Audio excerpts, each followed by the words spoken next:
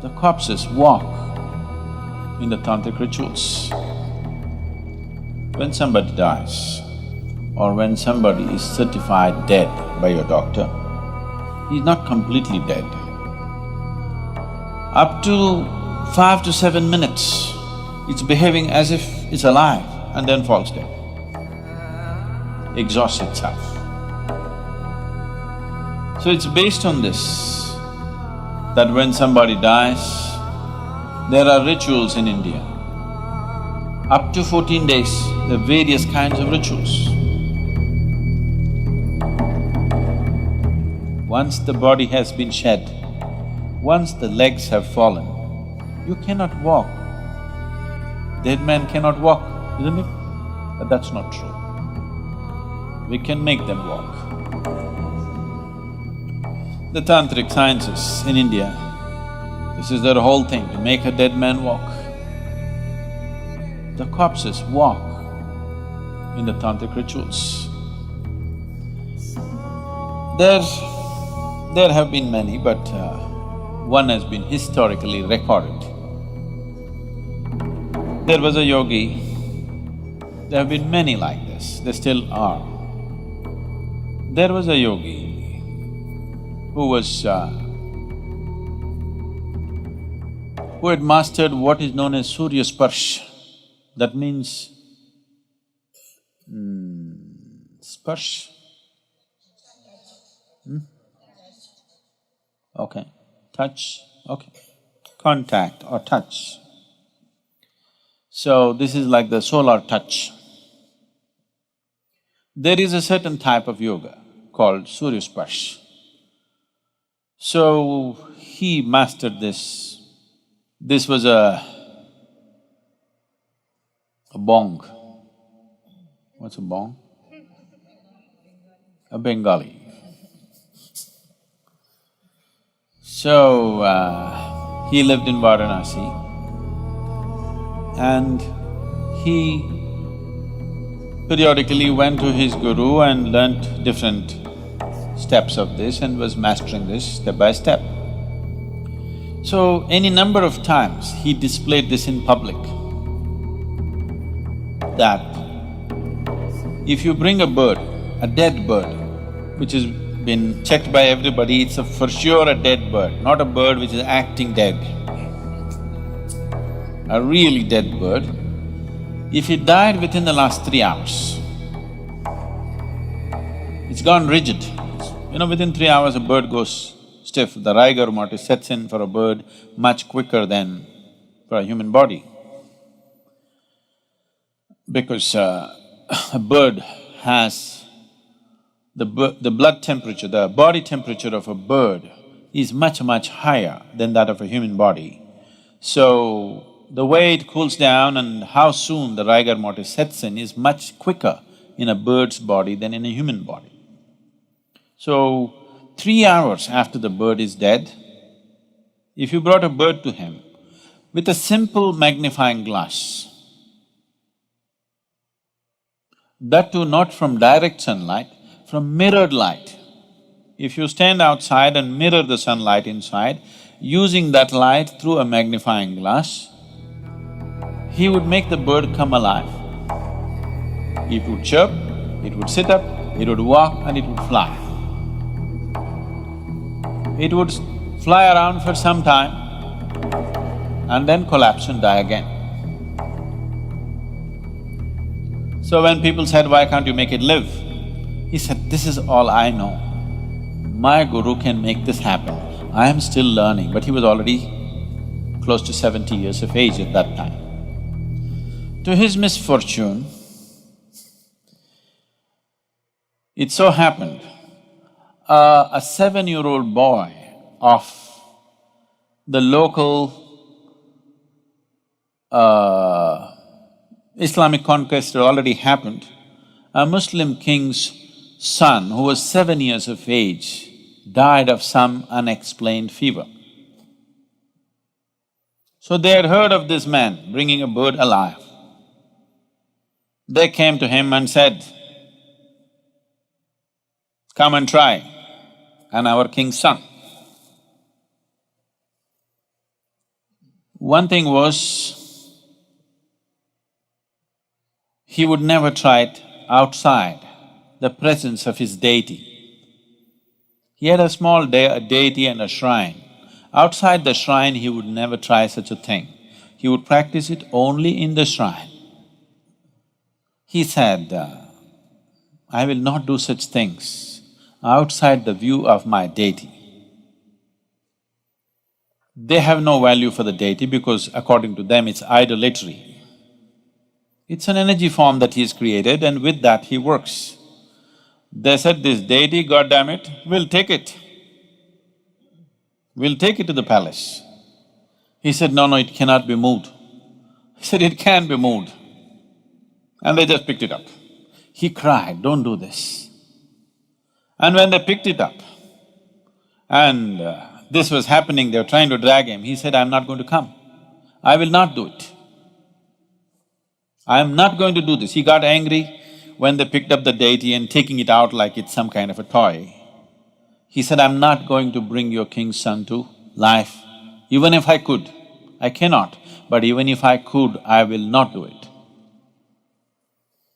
Then they held him by the hair and dragged him to the king and he said, I'm not going to do it. So they butchered him right there. And in the process of doing all this, they dropped the deity and it broke. So he had a few disciples to whom he was imparting this. It died with them, everything.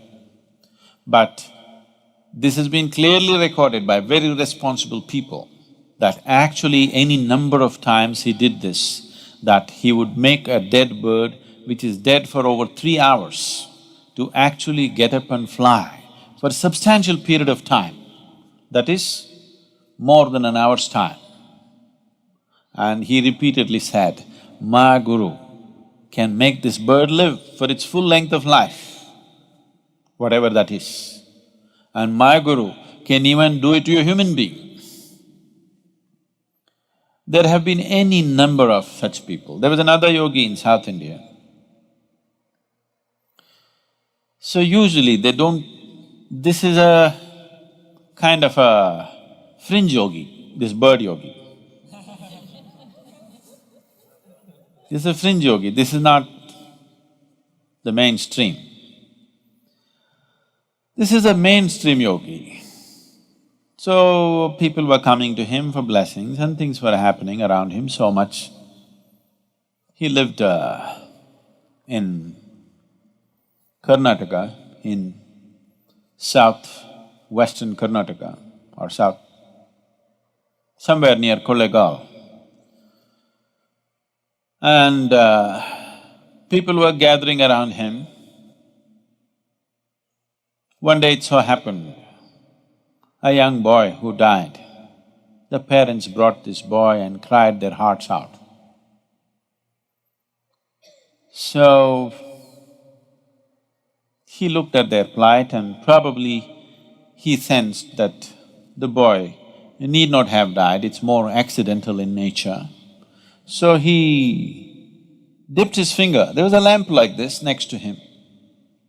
It is generally there, almost every yogi who is into certain kind of process will have a lamp burning next to him, an oil lamp. So, he dipped his finger into the oil and put it into the dead boy's mouth. And the boy came alive after some time and became perfectly all right. When somebody dies, or when somebody is certified dead by your doctor, he's not completely dead. Death happens slowly. If you are not already aware of this, where's this lady? She should know, pastor's daughter. Anybody undertaker's son or daughter? Nobody? You may already know, most of you, that after a person dies, up to 11 days for sure, most of the time up to 14 days, fingernails grow, hair grows. You know this? How many of you are already aware of this? Yeah.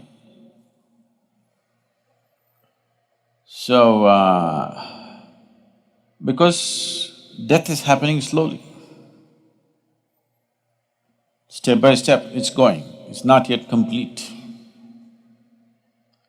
The withdrawal of life process from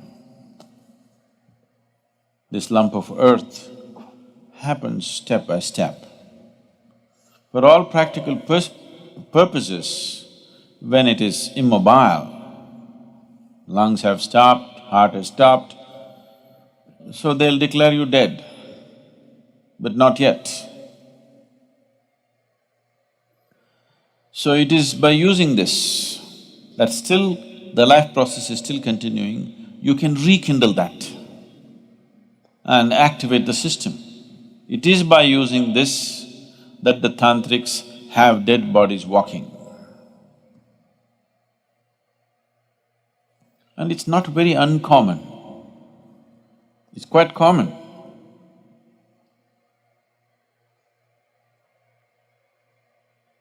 And sometimes, they will be working upon this when the cremation is on. There have been many instances, I have not personally seen, but I know people who have no reason to lie about it and they will not. Such people have actually seen a burning body getting up and walking. They've set fire to it, it's burning, but it gets up and walks. Because at that moment when the burning begins from outside, the life process retreats and there's a concentrated spaces where life is happening more intensely at that moment. They make use of that and rekindle the system in such a way that suddenly it gets up and walks. Up to 5 to 7 minutes, it's behaving as if it's alive and then falls dead, exhausts itself. So it's based on this that when somebody dies, there are rituals in India. Up to 14 days, there are various kinds of rituals. Unfortunately, these rituals have mostly lost the knowledge behind that, the power behind that has been lost, and people are just doing things like for livelihood somebody is doing it, or just for the sake of doing it, they're doing it. Very few people truly understand the significance of what it is. Because life energies recede slowly, they've gotten so deep into this, every cell in the body, it doesn't just go poof like this. Functionally it may die, but totally it does not die, it dies slowly. So we want to hasten that process. We don't want somebody to die slowly. Dying slowly can be torturous, isn't it? Dying slowly is torturous or no? So it can be torturous. So we want him to leave quickly. After he dies, first thing is to tie the toes together. You know this? You still do it or no? Tie the toes together, because if you do not tie the toes together, from the lower end of the body, it will start imbibing life. It wants to live, because all the cells in the body are not dead. They're still making an effort to live. They will try to draw energy. When they try to draw energy, certain forces will enter the body. So you don't want that to happen to your loved one. So the moment he dies, you tie the toes. Now, no external support, he will go much more quickly. And the next thing is, you wash him up with water. Because when you wash the dead, see, even if you're alive, if somebody tries to give you a bath, they'll pour water on your face, you will feel like you're being waterboarded. When you were a child, when your mother gave baths to you, because we never used showers and things, they poured water, she always held it like this for you, so that the water doesn't come here and you don't feel waterboarded. But somebody else was giving a bath to you, they just poured, children are doing like this. Yes or no? So if you just pour water over the face, this dead guy gets waterboarded. If any little activity is happening, it'll all cease. So to live gracefully and to die gracefully is very important. Death is not some strange subject that we should not talk about. It is right here, progressing for all of us, isn't it? Slowly maturing, your death is maturing. One day it'll be complete. Let it be a long time after, but right now it is maturing, isn't it? So if you understand life very well, absolutely well, you can exit the body in such a way that you exit completely, you gather everything and leave. If you live like that, then we will give you a burial. We don't burn your body because we don't want to waste the wood on you. You have completely exited, there is no hurry. We can keep you for a day or two and then bury you. So I'm saying, this is a culture where we understood life and death absolutely well and dealt with it as it should be dealt with. Within the first 14 days, you can do a lot of service to the dead. That culture grew, that science grew in a big way in this country, but then got corrupted. So, what was a very wonderful science became commerce, and commerce became corruption. So today, if somebody in your house dies, you go to those people who claim they will do something, they will say, your grandfather wants to drink milk, give a cow, not 1 liter of milk, a cow. Your grandfather… it's raining, your grandfather needs umbrella, give an umbrella. Your grandfather is walking through thorny paths, he needs footwear. See, whatever you may know or you may not know about your grandfather, one thing you know is he left his body here and went. Once he's left his body here, umbrella, clothing, footwear, not okay. Yes? But unfortunately, it's become like this. So we are right now in the process of training people to do this kind of services, but you should never make it your profession. Just as a service, if you are willing to offer, we can train you to do these things properly, and it's a very important thing to do in life. It's a very important aspect. When somebody has lost his body, he is completely helpless. He needs help, and he can be helped, but not with contaminated, corrupt hands.